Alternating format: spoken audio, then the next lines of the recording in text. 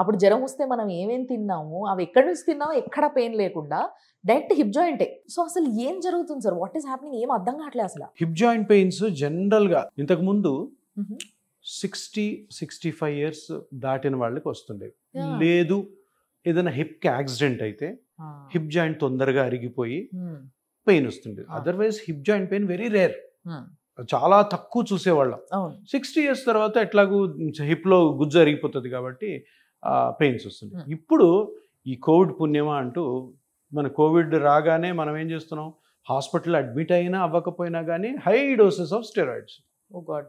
ఒక్కొక్కరికి ప్రెడ్నిసోలోన్ అయితే 25 mg, ఒక్కొక్కరికి 50 mg.